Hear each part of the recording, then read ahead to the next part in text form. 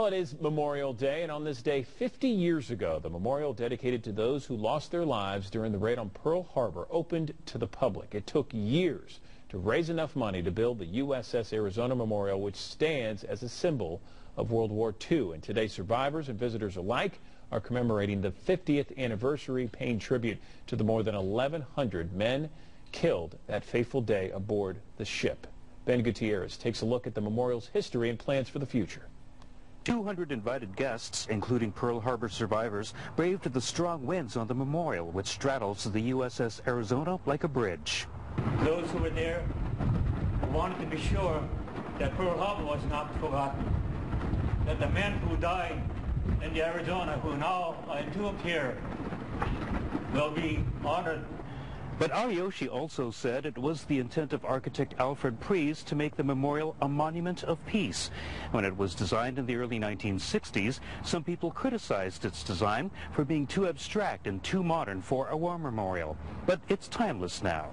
It's a classic, isn't it? You know, it's part of the mid-century modernism period, and it's very expressionistic. I can't think of a more fitting tribute to those who lost their lives on December 7th and the entire war.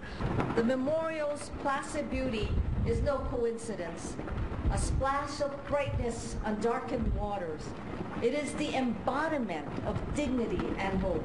It's hard to imagine anything else being here, standing over the USS Arizona, honoring the crew members who lost their lives here at Pearl Harbor, a place where those who died have their names inscribed, where thousands of people every day have the chance to reflect, and where solemn ceremonies like this one are held.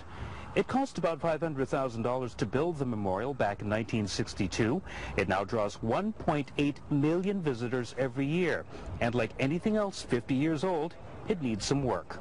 And that's things like refinishing some of the walls and some of the floor surfaces, taking a look at the electrical systems. There's lots of conduits that kind of go all over the place that we're not using anymore and weren't part of the original memorial construction.